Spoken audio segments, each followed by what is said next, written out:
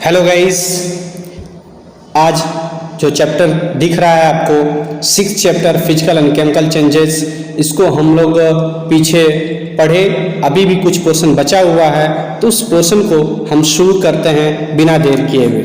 ठीक है, तो चलते हैं उस पोर्शन पर जो बचा हुआ है। तो हम लोगों ने अभी तक पढ़ा था यहाँ तक और इसके आगे पढ़ना था। ठीक है, तो पढ़ने से पहले मैं एक बार फिर से कहूँ कि अगर आप नए हैं इस चैनल पे तो चैनल को सब्सक्राइब कीजिए, वीडियोस को शेयर कीजिए ताकि और लोगों का भी फायदा हो सके। तो चलिए बिना देर के शुरू करते हैं। You saw that burning of magnesium ribbon is a chemical change. आपने देखा था कि जो मैग्नीशियम रिबन है उसको जलना ये क्या है, केमिकल चेंज है।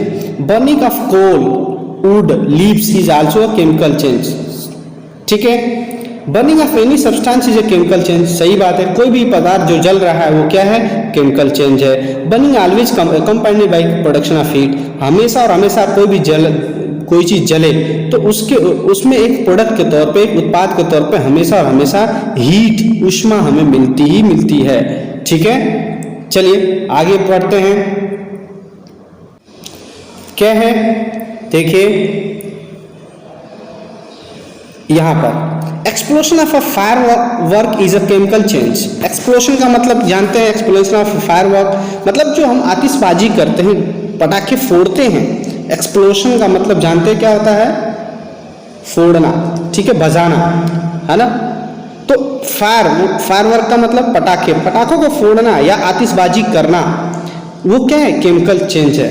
You know that such an explosion products heat, light, sound and unpleasant gases. सही बात है, आप लोग जब भी पटाखे जलाते हैं, फोड़ते हैं, कुछ भी करते हैं तो उसमें हीट निकलता है। ठीक है, लाइट भी आती है, साउंड भी आता है, लेकिन गैस कैसी होती है, अब थोड़ा हमारे नाक के लिए अच्छी नहीं होती, बदबूदार होती है। ठीक है, दैट पोल्यूट द एटमॉस्फेयर। और ये सब चीजें क्या करती हैं, हमारे वातावरण को पोल्यूट करती हैं। ठीक है, that is why you are advised not to play with fireworks. और इसीलिए आप सभी लोग को यह सलाह दिया जाता है, सजेस्ट किया जाता है कि कभी भी कोशिश किया करिए कि पटाखों से खेलने का काम न हो। ठीक है, जिससे कि आपके आसपास का वातावरण क्या हो, शुद्ध, स्वस्थ और अच्छा बना रहे, ताकि आपको स्वच्छ हवा मिले और ऑक्सीजन मिल सके। आगे बढ़ते हैं। यहां से when food gets spoiled, जब भोजन क्या होता है, खराब होता है, it produces a foul smell। Fall का मतलब क्या होता है, बदबूदार गंध देता है। shall we call this change a chemical change? बेशक उसको भी हम केमिकल चेंज कह सकते हैं। You must have noticed that a slice of an apple acquires a brown color if it is not consumed immediately। अब एक बात और कह रहा है कि अगर आप सेब को काट के उसके टुकड़े टुकड़े बना देते हैं और उसके बाद कुछ टाइम बाद अगर आप उसको नहीं खाते हैं या तुरंत नहीं खाते हैं तो कुछ समय बाद उस पर क्या होगा, ब्राउन कलर हो जाता है। वो भी क्या है, केमिकल चेंज है। If you have not seen this change in colour, अगर आपको वह चेंज कलर में नहीं दिखाई देता है तो क्या कह रहा है, cut a fresh slice of apple and keep it away from some time. और उसको काट करके कुछ टाइम के लिए छोड़ दीजिए, आपको दिखाई पड़ जाएगा कि उसका कलर बदल रहा है या नहीं बदल रहा है। ठीक है, repeat the same activity with a slice of potato और ब्रिंजल। और यही काम क्या कीजिए आप, पोटैटो मीन्स आलू और ब्रिंजल मतलब बैगन के साथ भी ऐसा ही कीजिए और आपको देखने को मिलेगा कि उनमें क्या है, कलर चेंज है, हो जाएगा। ठीक है, the change of colour in these cases is due to the formation of new substances. और ये कलर जो बनता है, नया कलर जो आता है, वो क्यों होता है, क्योंकि उसमें क्या होता है, नया सब्सटेंस बन जाता है जिसके कारण वो रंग बदल देता है। क्योंकि हम लोगों ने पीछे देखा था कि कॉपर सल्फेट और आयरन का जब रिएक्शन होता है तो आयरन सल्फेट बना लेता है, कॉपर अलग हो जाता है और कलर कैसा होता है, ग्रीन हो जाता है ब्लू से। तो यहाँ पर भी ऐसा ही होता है। ठीक है, are not these changes chemical changes? क्या ये केमिकल चेंजेस नहीं है? बेशक है, तभी तो कलर चेंज हो रहा है, पीछे हम लोगों ने पढ़ा भी। नेक्स्ट यहां पर देखिए, in chapter 5 you neutralise an acid with base. सही बात है, आप लोग चैप्टर 5 में एसिड को न्यूट्रलाइज करने के लिए बेस का इस्तेमाल किया। Is neutralisation a chemical change? बेशक वो भी क्या है, केमिकल चेंज है। तभी तो बिना केमिकल चेंज के कोई भी न्यूट्रल नहीं हो सकता है। ठीक है, आगे बढ़ते हैं। यहाँ पे एक बॉक्स दिया हुआ है, अ प्रोटेक्टिव शील्ड। क्या दिया हुआ है? You must have heard of the ozone layer in our atmosphere. आप सभी लोग सुने हैं ओजोन लेयर, ठीक है, हमारे एटमॉस्फेयर में पाया जाता है। It protects us from the harmful ultraviolet radiation which comes from the sun. और ये हमें कैसे बचाता है? किस चीज से बचाता है? हमें अल्ट्रावायलेट रेडिएशन से बचाता है, जो कि हमारे और पूरे मानव जीवन के लिए, पूरे जीवधारियों के जीवन के लिए, पूरे पृथ्वी के जीवन के लिए ये बहुत ही हानिकारक है। Ozone absorb this radiation and breaks down to oxygen. और ओजोन क्या करता है? पूरे रेडिएशन को एब्जॉर्ब कर लेता है और ऑक्सीजन को तोड़ देता है, ठीक है। Oxygen different from ozone. बेशक ओजोन और ऑक्सीजन में बहुत डिफरेंट होता है। ऑक्सीजन O2 होता है, क्या आपको बताऊं तो ऑक्सीजन O2 होता है और ओजोन O3 होता है, तो दोनों में बहुत डिफरेंस है, ठीक है। Can we call the breaking down of ozone और केमिकल चेंज? क्या हम ओजोन के टूटने को क्या कह सकते हैं? Chemical change. बेशक कह सकते हैं। आगे देखते हैं, if ultraviolet radiation were not absorb by ozone, अगर अल्ट्रावायलेट रेडिएशन को और अगर यूवी रेज को अगर नहीं ऑब्जर्व किया जाता हमारे ओजोन लेयर के थ्रू, तो क्या होगा? It would be reach the earth surface, वो हमारे पृथ्वी की सतह तक आएगा और cause harm to us and other life forms. मैंने जैसे बताया कि ये हमें और हमारे पूरे जीवधारियों के लिए बहुत खतरनाक है, तो वो हमारे खतरा पैदा कर देगा अगर पृथ्वी तक आ जाता है तो। Ozone acts as a natural shield against this radiation. और जो ओजोन लेयर होता है वो हमारे जो रेडिएशन होता है उसके खिलाफ प्राकृतिक कंबल का काम करता है। जैसे कंबल हमें ठंडी से बचाता है और हम कंबल में घुस जाते हैं तो ठंडी हवा अंदर नहीं आ पाती है, वैसे ही ओजोन लेयर क्या करता है? पृथ्वी के अंदर उन अल्ट्रावायलेट रेज को आने नहीं देता है, उसको पूरा ढक लेता है। बात समझ में आ रही है? तो वीडियोस को शेयर कीजिए, लाइक कीजिए और चैनल को सब्सक्राइब कीजिए। आगे बढ़ते हैं, देखते हैं नेक्स्ट। यहाँ पर एक बॉक्स बना हुआ है एक कार्टून का, इसको एक बार पढ़ते हैं। क्या लिखा है? We learned in chapter 1 that plants produce their food by a process called photosynthesis. Can we call photosynthesis a chemical change? Yes भाई, फोटोसिंथेसिस एक केमिकल चेंज है, तभी वो भोजन बन पा रहा है, इसलिए हम इसको कह सकते हैं। पहली said that even digestion is a chemical change. बेशक जब डाइजेशन होता है आपके स्टमक, आपके पेट में HCl आता है। HCl क्या है? केमिकल है। HCl मतलब हाइड्रोक्लोरिक एसिड जाता है भोजन को के साथ मिक्स होता है, भोजन को तोड़ता है, फिर पचाता है। ऐसे बहुत सारी चीजें हैं, ठीक है। आगे बढ़ते हैं। नेक्स्ट टॉपिक है अपने पास दिखाई दे रहा है रस्टिंग ऑफ आयरन, ठीक है। आयरन का रस्ट होना, ठीक है। रस्ट का मतलब जंग लगना होता है, ठीक है। तो देखा जाए कैसे जंग लगता है। Let us get back to rusting. This is one change that affects iron articles and slowly destroy them. चलिए देखते हैं, सीखते हैं कि रस्टिंग क्या होता है। दिस इज वन चेंज, ये एक ऐसा चेंज होता है जो कि लोहे के बने हुए टुकड़ों को बहुत या आइटम्स को, सामग्रियों को बहुत क्या करता है? प्रभावित करता है और उनको धीरे धीरे खत्म कर देता है। Since iron is used in making bridge, ships, cars, truck, bodies and many other articles. सभी लोग जानते हैं कि जो लोहे का इस्तेमाल है बहुत जगहों पे किया जाता है। वो कहीं ब्रिज मतलब पुल बनाने के लिए, जहाज बनाने के लिए, कार बनाने के लिए, यहाँ तक कि ट्रैक्टर की बॉडी भी बनाने के लिए इसी का इस्तेमाल होता है।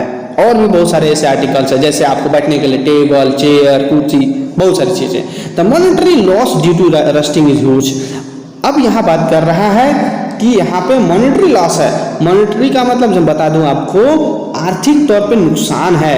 आर्थिक का मतलब पैसा का नुकसान होना, रुपयों का नुकसान होना। क्यों?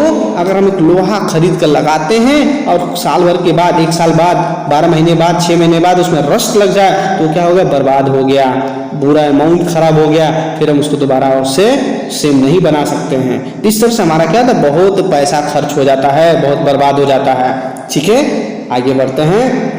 The process of rusting can be represented by the following equation, ठीक है। क्या बोल रहा है यहाँ पर? देखिए, process of rusting can be represented. हम रस्टिंग के प्रोसेस को रिएक्शन के थ्रू दिखा सकते हैं। कैसे? आयरन हो गया, ठीक, आयरन हो गया, ऑक्सीजन हो गया और पानी हो गया। जब ये तीनों चीज मिलते हैं तो रस्टिंग होता है, मतलब आयरन ऑक्साइड बनता है और उसका फार्मूला क्या होता है, Fe2O3 होता है। ठीक है, इसको याद कर लीजिए, सभी लोग नोट कर लीजिएगा, इंपॉर्टेंट है। ठीक है, ये मोस्ट इंपॉर्टेंट है रस्टिंग का। For rusting the presence of both oxygen and water is essential. अगर रस्टिंग करना है, रस्टिंग होना है, रस्टिंग दिखना है तो उसके लिए ऑक्सीजन और पानी का बहुत जरूरी होना होता है। ठीक है, आगे बढ़ते हैं। In fact if the content of the moisture is, यहां पर ध्यान दीजिए, in fact if the content of moisture in the air is high, मतलब जो भी हवा में मॉइस्चर का कंटेंट जो हाई हो तब क्या होगा, which means if it is more humid rusting becomes more faster. अगर हवा में मॉइस्ट ज़्यादा है, नमी ज़्यादा है तो रस्टिंग भी बहुत फास्ट होगा। अगर उसमें नमी कम है तो रस्टिंग क्या होगा, स्लो होगा। So how do we prevent rusting, तो कह रहा है कि बताइए कि हम कैसे रस्टिंग को से बचाएं, रस्टिंग से को न होने दें। Prevent iron articles from coming in contact with oxygen और वाटर और बोथ।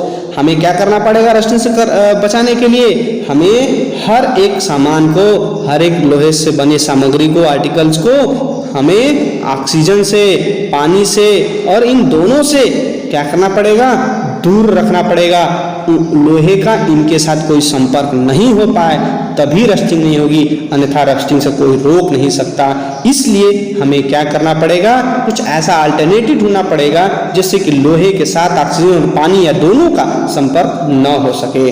तो चलिए देखते हैं आगे क्या हो सकता है।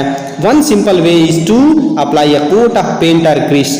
तो उससे बचने का एक तरीका है कि हम उसके ऊपर कोट कर दें पेंट का या ग्रीस का। In fact these coats should be applied regularly to prevent rusting. और ये जो पेंट और ग्रीस है ये टाइम तक होता है, शॉर्ट पीरियड तक होता है, इसको हमें रेगुलरली क्या करना पड़ेगा, उसके ऊपर लगाना पड़ेगा रस्टिंग से बचाने के लिए। लेकिन और भी कुछ काम हो सकते हैं, देखिए क्या हो सकते हैं। Another way is to deposit layer of metal like chromium or zinc and iron।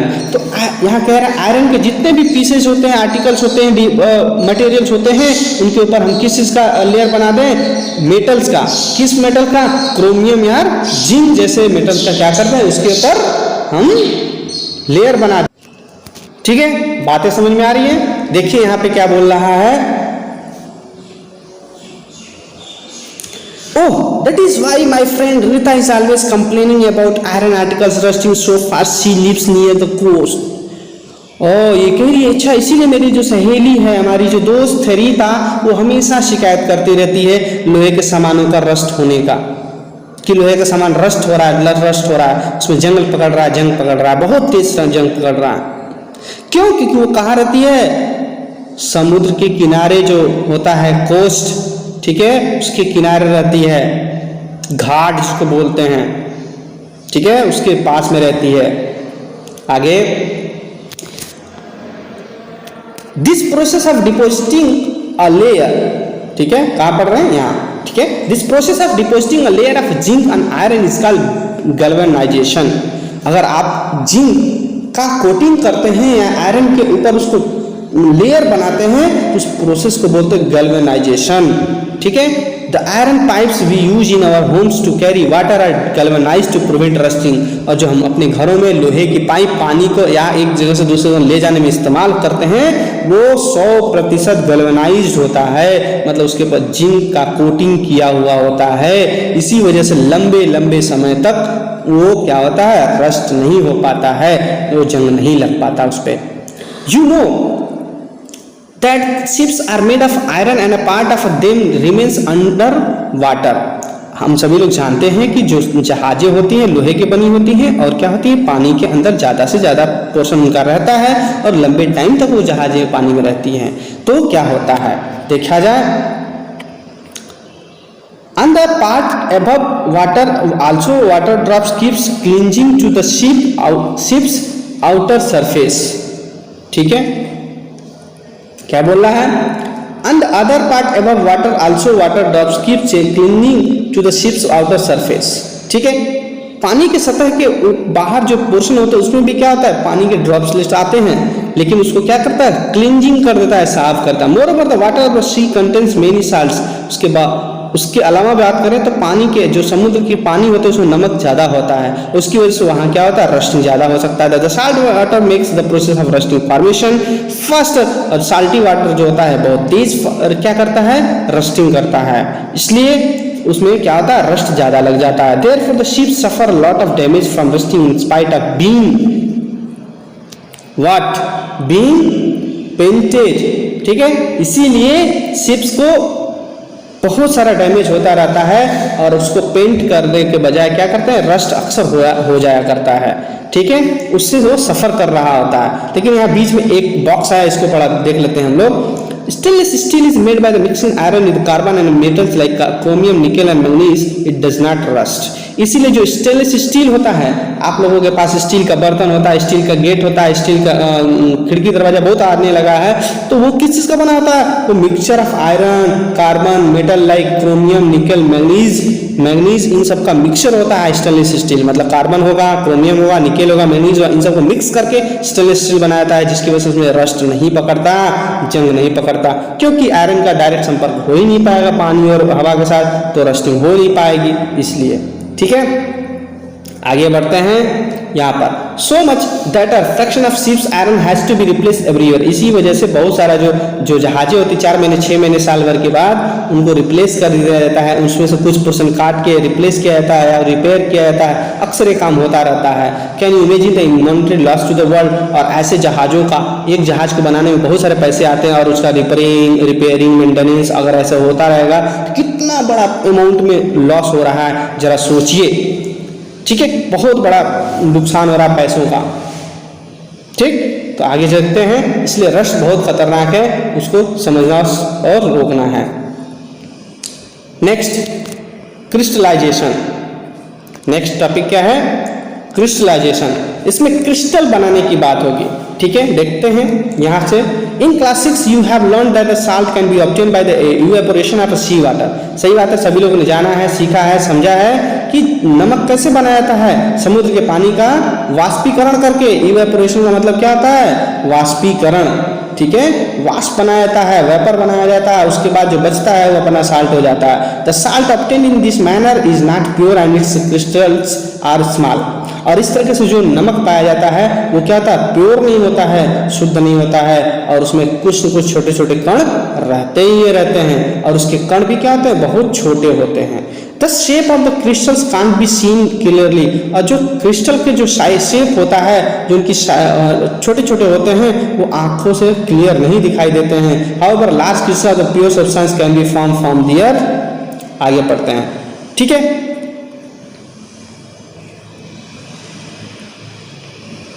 और जो बड़े बड़े हैं उनके सोल्यूशन से बनाए जा सकते हैं। अब इस बनाने के प्रोसेस को क्या बोलते हैं, क्रिस्टलाइजेशन, ठीक है। It is an example of a physical change, और ये कैसा है एग्जाम्पल, फिजिकल चेंज का है। क्यों कि इसमें कोई नया प्रोडक्ट नहीं बन रहा है, एक छोटे छोटे क्रिस्टल्स हैं तो उसको हम बड़ा क्रिस्टल बना दे रहे हैं। तो क्रिस्टल तो था पहले भी, अब भी है, लेकिन साइज बदल गया, तो प्रोडक्ट वही है, नया प्रोडक्ट नहीं बन रहा है, इसलिए फिजिकल चेंज नहीं है, ठीक है।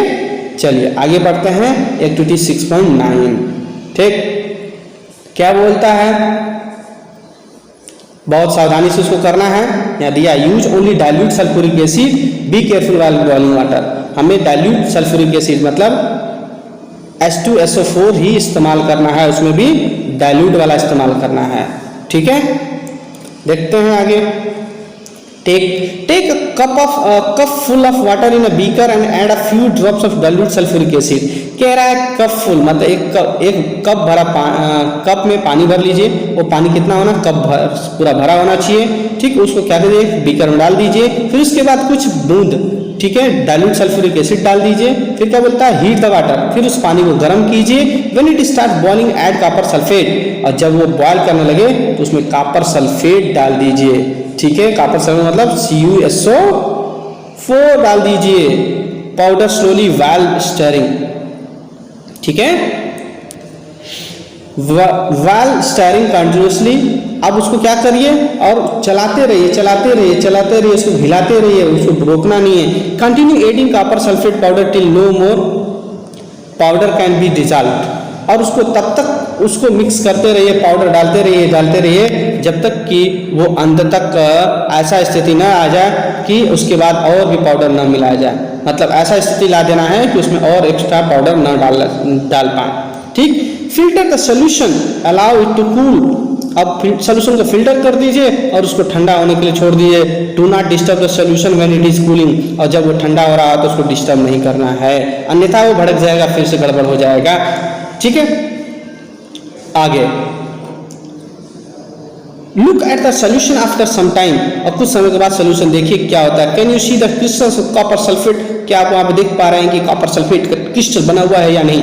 If not wait for some time, तो आप कुछ समय के लिए इंतजार कर लीजिए। ठीक है, आगे बढ़ते हैं। ये इमेज में देखते हैं कॉपर सल्फेट दिख रहा है, ये कॉपर सल्फेट, और ये कॉपर सल्फेट का अंदर क्रिस्टल है छोटा छोटा। ठीक है, आगे देखते हैं। You have learned about physical and chemical changes. Try to identify changes that you observe around you as a physical or chemical change. आप लोग जो भी सीखा है अभी तक, उसके बाद कह रहा है फिजिकल चेंजेस सीख लिया, तो अब क्या कीजिए, अपने आसपास जो भी चीजें हैं उसमें फिजिकल और केमिकल चेंज की चीजें वो क्या कीजिए, आइडेंटिफाई कीजिए। ठीक है,